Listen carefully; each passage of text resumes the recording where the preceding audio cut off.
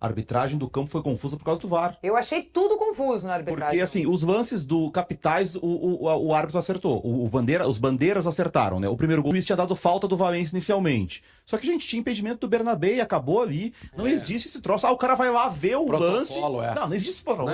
Não existe esse protocolo. Isso aí não existe, isso aí. Enfeitado. Mas é um pejorativo brincando. Eu acho que é Não que é, assim, não é ó, agressivo. é confortável. O Inter acha que vai resolver o jogo a hora que quiser, jogando dentro do estádio Beira-Rio.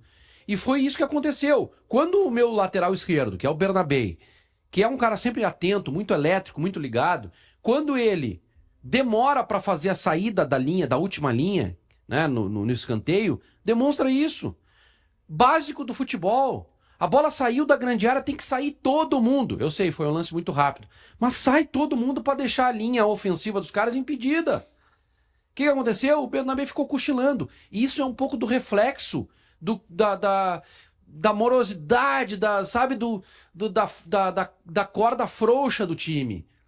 Isso é um exemplo. O Gabriel Carvalho tentar dominar, tentar fazer jogada e não conseguir completar e permitir o contra-ataque. Quando tu abre os olhos num jogo de Libertadores com uma camisa pesada como é a do Nacional, tá 2-0. E foi 3 e poderia, antes do Inter atacar, antes do Inter criar a primeira oportunidade, os caras poderiam ter feito 4. Aí já era, né? Mas é muita coisa, né? O que acontece, eu acho, primeiro, os adversários estão começando a entender. O gol que o Inter sofre, o segundo gol, que é o gol tramado, né? Um gol organizado, o segundo gol é um erro do Alan Patrick, natural, um erro de tentativa de passe para frente. Ela bate, né, Vaguinha, num jogador, sobra pro Nico Lopes, que joga a bola no fundo. Aquilo claramente pensado. Olha, o Bernabé joga espetado. Quando a gente tiver a opção de jogar no fundo, nós vamos jogar na velocidade do cara da direita. Aquilo ali é futebol, entendeu? Eu acho que tem uma leitura, e eu discordo, ontem eu ouvi o Vaguinha, hoje estou ouvindo de novo, que todo o problema do jogo de ontem foi do Inter. Não, o Inter entrou desligado por... Não. O Nacional veio aqui jogar contra o Inter. E sabia... Time muito fraco do Nacional. Mas é fraco, eu concordo. Por isso é que o Inter empatou, Vaguinho. O Inter empata, porque o adversário... O gol que o Nacional leva, o segundo gol, é típico de um time fraco. Entendeu? Não pode tomar um gol daqueles. Agora, tu vai enfrentar uma equipe que veio aqui jogar contra o Inter, entendeu? Ele veio aqui com a ideia... Quando ele entrou aqui, olha, eu vou sair pelo lado, eu vou tentar povoar aqui, eu vou fechar um pouco os lados do campo pro Inter não ter profundidade. Os caras vieram jogar aqui. Mas todo time que joga Libertadores da América tem que ter alguma coisa, sei. Nem que seja a organização. Ontem, por exemplo... Estudo. Ontem, por exemplo, tem um erro, o Roger fala muito dos acertos dele, ontem disse que as mudanças dele definiram o empate, mas a escalação dele definiu o fracasso no primeiro tempo. Se tu tem o Vitor Gabriel a meio pau, que é a ideia que todos têm, que ele não estava 100%, não solta o Bernabé daquele jeito.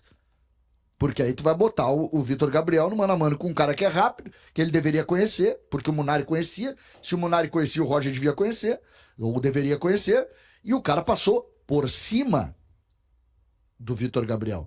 Ele faz uma jogada de um gol e depois ele não faz o outro gol, porque o Vitão é um zagueiro superior que encurta o campo e aquela bola tinha endereço de gol. Ele dá um passo no Nico Lopes, mas entra sozinho ali. Mas, César, eu realmente, o Vitor Gabriel perdeu na velocidade, mas ele não é um lance de definição, não é um lance de conclusão do atacante. Como foi, por exemplo, a disputa do Rohel com o Morelos? Morelos, acho que foi o Morelos do Atlético Nacional, que é o cara fica na frente do gol. O Vitor Gabriel perde na velocidade, mas o cara tá aberto. Tem um outro problema ali, que é a recomposição de um cara que tá muito mal, que é o Bruno Henrique. Aí começa a aparecer problemas, né? Não sei se o Xan consegue... É o terceiro ou quarto jogo ruim do Bruno Henrique. Fazer uma análise tática com o Cristiano Munari em seguida. Perfeito. O que vocês acham? E a gente Ótimo. consegue ver detalhadamente esses lances que vocês estão mencionando, dos gols, com as falhas e tudo mais. Só para concluir, a gente ficou 9 minutos, né, falando sobre os problemas do Inter, mas eu quero aqui destacar algo que no auge dos meus 44 anos, não parece, né? Parece que eu tenho menos. Tu acha isso? Eu nunca vi. Que foi uma reação espetacular do Inter. Nunca vi. Ontem perguntei pro Marcos Bertoncello, que sabe tudo de números. O Inter teve uma remontada contra o Pumas em 2006, que perde de 2-0 e vira para 3-2, sai perdendo de 2-0 e vira para 3-2 em um jogo no estádio Beira-Rio.